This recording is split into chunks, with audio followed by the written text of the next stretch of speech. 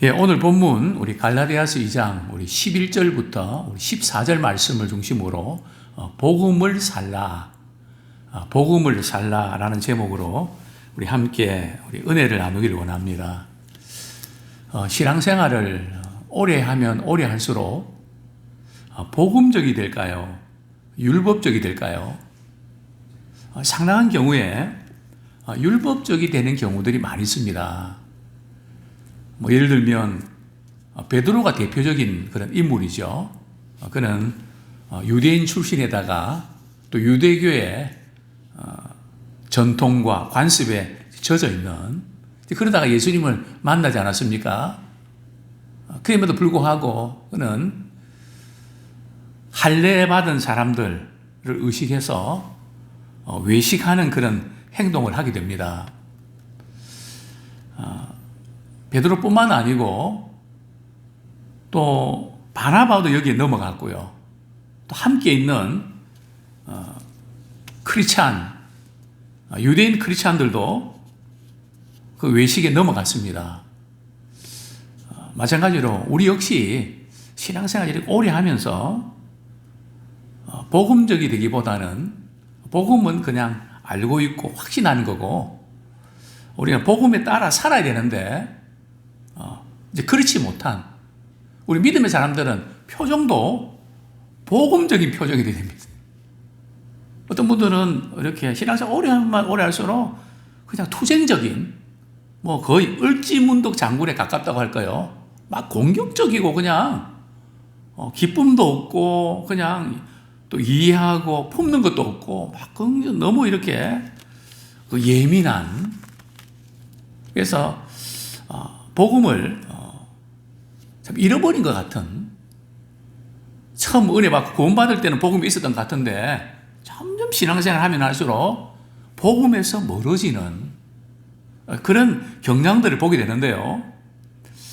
아마 이것이 우리가 신앙생활 오래 해도 성숙하지 못하고 어쩌면 우리가 처음 믿을 때보다 점점 못해지는 아마 그런 어떤 참 말도 안 되는 그런 모습들도 우리는 보게 됩니다.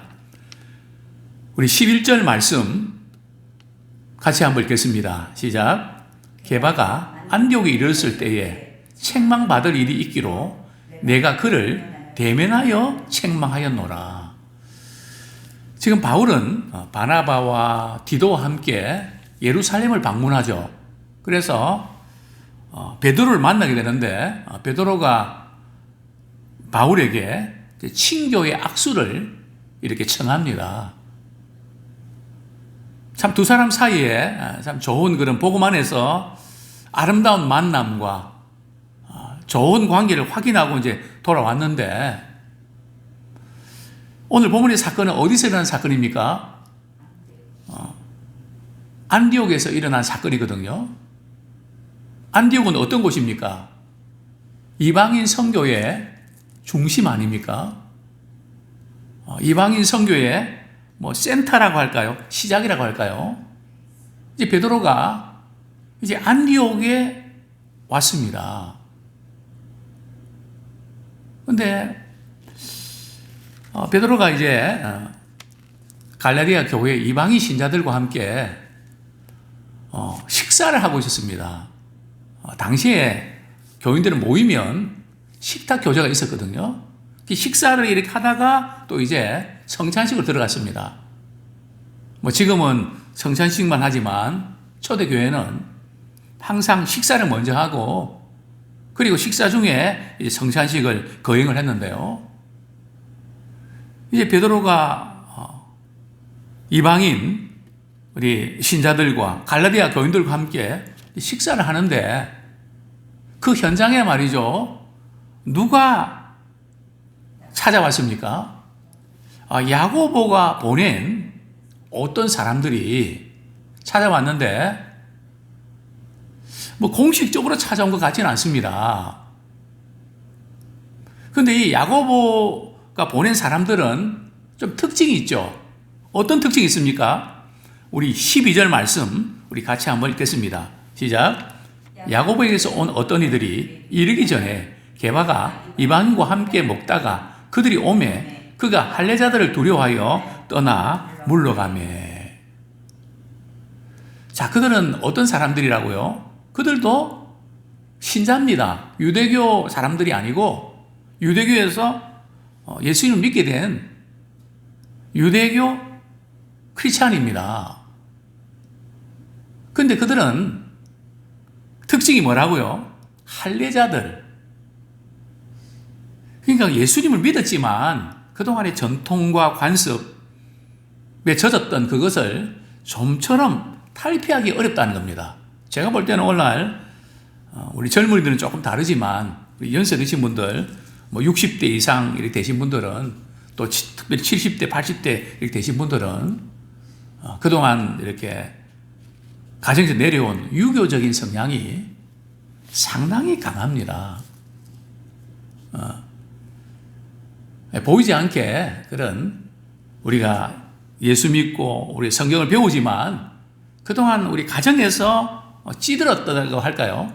뭐 당연하게 여겼던 그런 가풍, 관습 이런 것들이 보이지 않게 굉장히 강합니다.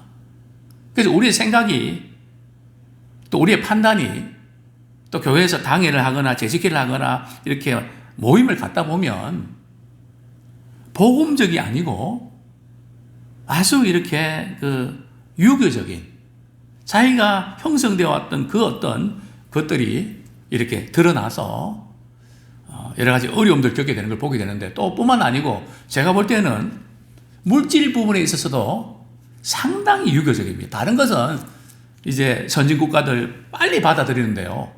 돈 문제만큼은 유교적입니다. 그래서 부모는 항상 자녀들에게 뭔가 주지 못해서 안달이 나 있는. 외국은 그렇지 않거든요. 대학만 딱 졸업을 시켜놓으면, 고등학교만 졸업시키면 대학부터는 그 이유는 자기들이 알아서 하거든요. 우리 결혼 다 시켜놓고도 뭘 주지 못해서 안타까워하고 마음 상해하고 아마 전 세계적으로 이런 부모는 아마 찾아보기 어려울 겁니다. 그것은 성경적이 아니고 유교적인 것이죠. 어쨌든 베드로의 경우도 지금까지 쭉 내려왔던 그 철저하게 그 유대교적인 색채가 강하지 않습니까? 어떻게 아셨습니까? 고넬료 사건 때 말이죠. 하나님께서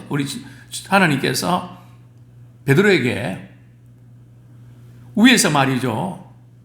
부정하다는 그 짐승 보자기에 내려서 말이죠. 먹으라고 하지 않습니까? 나는 속된 거 먹어본 적이 없습니다. 난 못 먹습니다. 내가 속되도 가지 않는데 감사를 먹으면 돼. 그리고 나서 이방인 고넬료 집에 가서 복음 전하지 않습니까?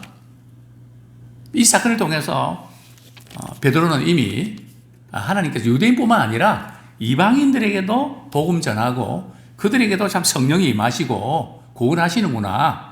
베드로는 체험적으로 경험했습니다. 그럼에도 불구하고 오늘 본문의 사건을 보면 야고보가 보낸 몇몇 사람들이 좀 할례에 대해서 굉장히 중요하게 여겼던 사람들이었던 것 같습니다.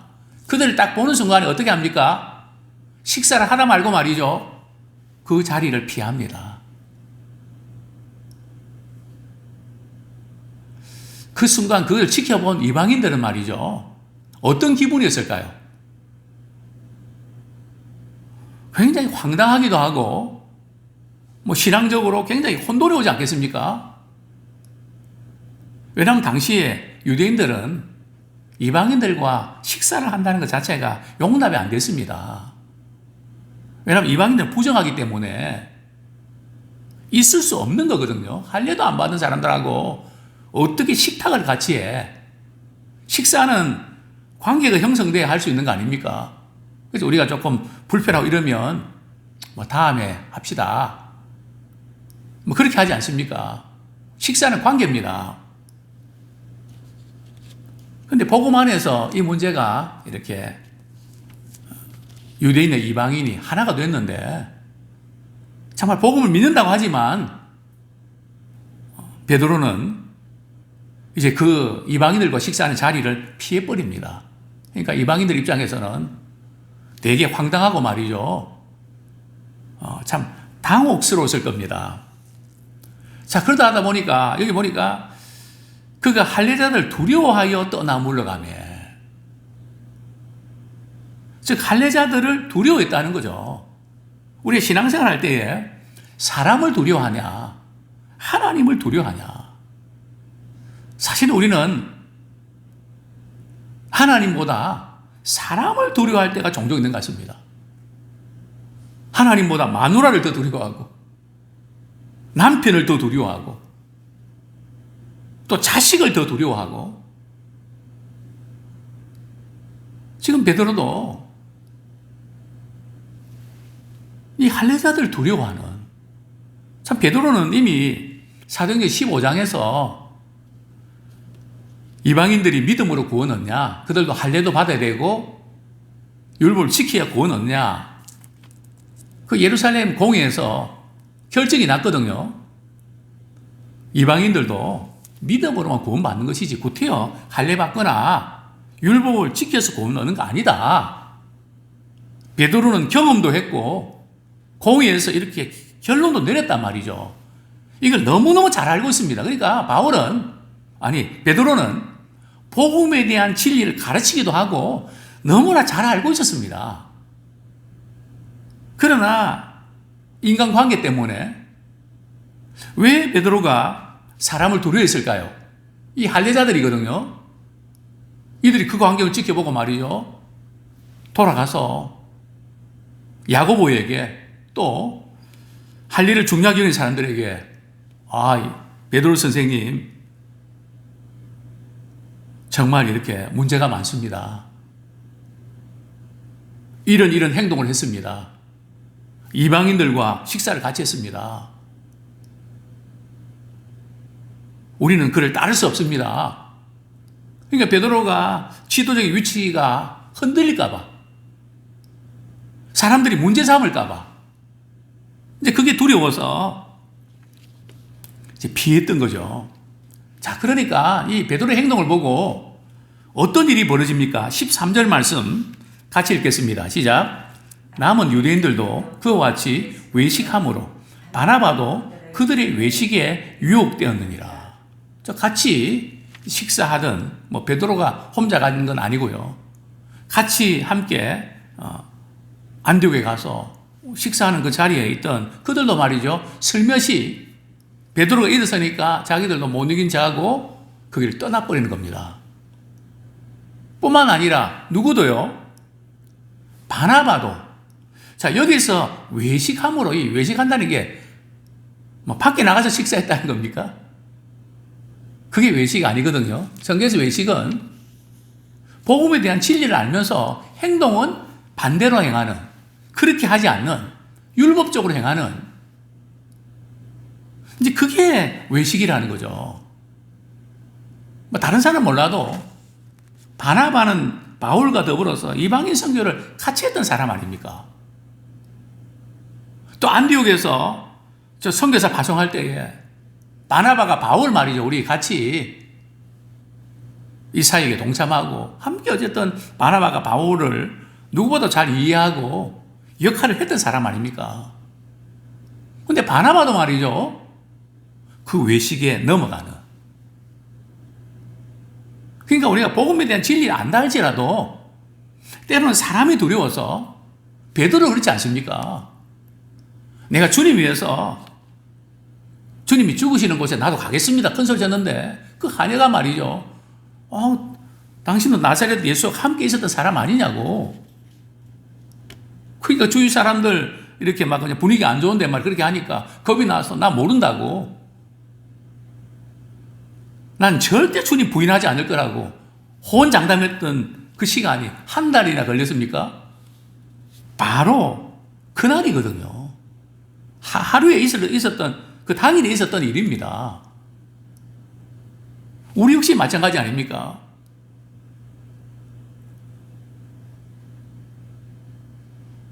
우리가 그냥 자녀들 혼내고 막 그냥 마음 상해서 막 그렇게 하면서 말이죠, 누가 성도가 이렇게 전화 오면 전혀 그런 거 없는 것처럼 말이죠, 막 그냥 밟고 말이죠, 물론 그렇게 또 해야 되겠죠. 뭐 또 성질나게 그렇게 하면 안 되겠지만, 하여튼 우리는 본의 아니게 변장을 잘하고, 그리고 또 잘하는 그런 뭐가 있잖아요. 그게 항상 나쁜 건 아닙니다. 그러나 외식으로 가면 안 되죠. 이 외식에 유혹이 됐습니다. 자, 그러니까 이제 바울이 이 베드로의 이 행동을 보고 어떻게 했을까요? 첫 번째, 그동안 좋은 관계 유지하기 위해서 그냥 모른 척하고 넘어간다. 1번. 2번. 조용할 때 베드로 혼자 이렇게 만나서 또 그때 한번 분위기 봐서 이야기한다. 2번. 3번. 대놓고 이야기한다. 바울은 어떻게 했을까요? 대면하여서 책망합니다. 사실 바울이 베드로를 책망한다는 거 얼마나 고민됐겠습니까? 바울이 베드로를 존경하지 않는 거 아니거든요. 기둥같이 여기는 야고보, 참 베드로 사도에 대해서 정말 존경하고 배우고 그런 마음을 갖고 있었는데, 베드로는 복음의 진리에 대해서 가르쳤지만 결정적인 순간에는 복음의 진리에 벗어났습니다. 그런데 바울은 어떤 상황에서도 누구 앞에서도 복음을 고수합니다. 복음에서 벗어난 것은 그에게는 용납이 안 됩니다. 우리 14절 말씀 우리 같이 읽겠습니다. 시작. 그러므로 나는 그들이 복음의 진리를 따라 바르게 행하지 아니함을 보고 모든 자 앞에서 게바에게 이르되 내가 유대인으로서 이방인을 따르고 유대인답게 살지 아니하면서 어찌하여 억지로 이방인을 유대인답게 살게 하려느냐 하였노라.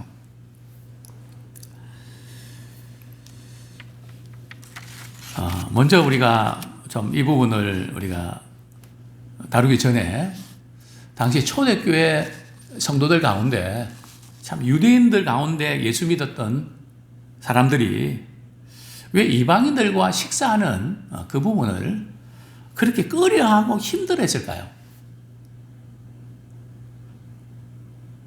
이유가 있단 말이죠. 왜냐하면 유대인들은 음식 가운데도 정한 음식, 부정한 음식 철저하게 구별해서 먹었습니다.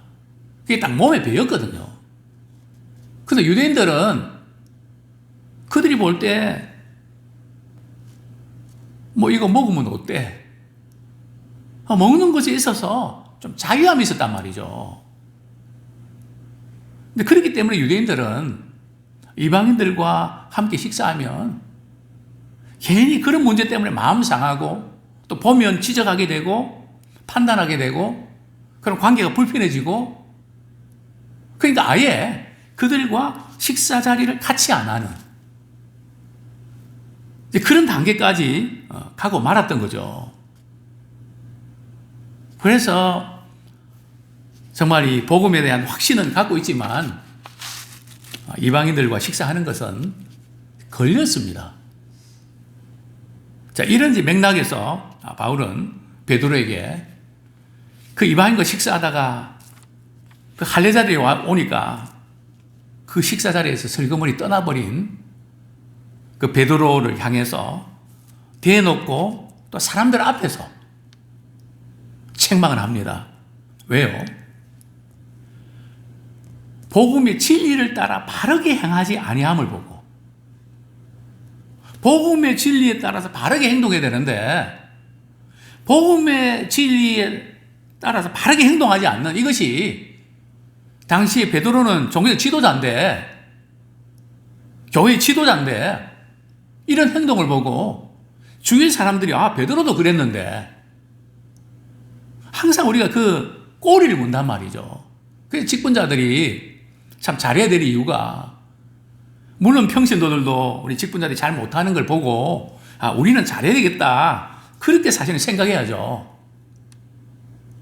그러나 인간은 죄성이 있기 때문에 뭐 직분자들도 뭐 어디 안 나오는데, 뭐 직분자들도 그렇게 안 하는데 뭐 그것을 가지고 걸려 넘어진단 말이죠.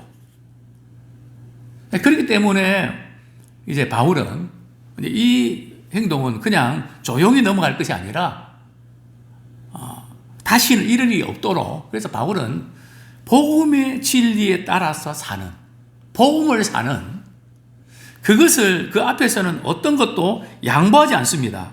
우리 성경 말씀 우리 한 구절 보도록 하겠습니다. 예, 우리 갈라디아서 2장 5절, 갈라디아서 2장 5절 앞절입니다. 우리 같이 한번 읽겠습니다. 시작. 그들에게 우리가 한시도 복종하지 아니했으니 이는 복음의 진리가 항상 너희 가운데 있게 하려 함이라. 이 바울은 복음의 진리가 항상 너희 가운데 있게 하려 함이라. 그러니까 복음의 진리 앞에서는 어떤 것도, 전통과 관습이나 이 어떤 것도 포기할 수 없다는 거죠. 즉 복음에 따라서 살아야 된다는 거죠. 복음을 따라 살지 않는 그 부분, 그것이 이렇게 비춰지면 사람은 또다시 율법주의로 돌아간단 말이죠. 이전에 해오던 방식으로 돌아간단 말이죠. 그 철저하게 바울은 복음의 진리가 항상 너희 가운데 있어야 된다. 말하는 것도 복음적이고, 생각하는 것도 복음적이고, 살아가는 것도 복음적이고, 자기 중심적이나 전통과 간섭, 다른 사람도 그렇게 하는데 그게 아니고, 정말 주님이 이렇게 할 때 기뻐하실까? 성경은 우리에게 뭐라고 말씀하고 있는가? 항상 거기에 초점을 맞추기 때문입니다. 그래서 바울은 이렇게 책망하죠. 우리 2장 14절 보면 내가 유대인으로서 이방인을 따르고 유대인답게 살지 아니하면서 어찌하여 억지로 이방인을 유대인답게 살게 하려느냐. 그러니까 베드로가 그 이방인과 함께 식사하다가 떠난 것은 그것을 보면서 주는 메시지가 뭡니까? 이방인들도 유대인처럼 해야 된단 말이죠. 할례도 받아야 되고 율법을 지켜야 구원받지. 이것을 이렇게 드러내는 그런 사건이라는 거죠. 그러니까 바울의 입장에서는 그것을 바로 잡을 수밖에 없죠. 너희들도 유대인답게 살지 않으면서 왜 이방인들에게 유대인답게 살라고 그렇게 강요하냐. 그래서 바울은 철저하게 복음에 합당한 삶을 살아낼 것을 강조합니다. 그리고 여기서 우리가 또 적용할 수 있는 것은 우리가 복음을 우리가 받았다고 하지만 우리가 복음 안에서 우리가 차별하면 안 됩니다. 인종 차별하면 안 되고요. 학벌 차별하면 안 되고요. 또 경제적인 어떤 아파트 크고 작고 어느 동네고 거기에 대해서 차별해도 안 되고요. 왜 그렇습니까? 복음 안에서 유대인과 이방인의 차별이 없어졌거든요. 그래서 우리 어떤 경우도 우리 주님 말씀하셨던 것처럼 로마서 15장 9절 말씀 읽고 말씀 맺겠습니다. 로마서 15장 9절 복음적인 인간관계죠. 로마서 15장 9절 7절 읽겠습니다. 15장 시간관계상 7절 같이 한번 읽겠습니다. 시작. 그러므로 그리스도께서 우리를 받아 하나님께 영광을 돌리신 것 같이 너희도 서로 받으라. 참 그리스도께서 우리를 받아주셨는데 무슨 가치가 있고 쓸만해서 받아주셨나요? 연약하고 죄인 되었고 원수 되었을 때 도저히 받을 만한 자격이 전혀 없는데 하나님의 은혜로 우리를 받아주셨는데 너희도 서로 받아라. 이것 때문에 안 되고 저것 때문에 안 돼서 이렇게 하지 말고 너희도 서로 받아라. 그렇게 하는 것이 하나님께 영광 돌리는 길이라는 것이죠. 반대로 그렇게 안 받으면 나는 절대 그거 못 받는다 그러면 하나님 영광을 가리는 거죠. 하나님 우리는 그렇게 받아주셨는데 우리 그 은혜를 받았는데 나는 못한다. 그 은혜를 거역하는 거죠. 아무쪼록 참 우리의 삶이 복음을 사는, 복음에 따라 사는, 복음적인 우리 신앙생활 되기 원합니다. 마지막 주님 앞에 서는 그날까지 신앙의 연륜이 길어지면 길어질수록 우리는 더욱더 복음적인 우리 삶을 살아내기를 소원합니다.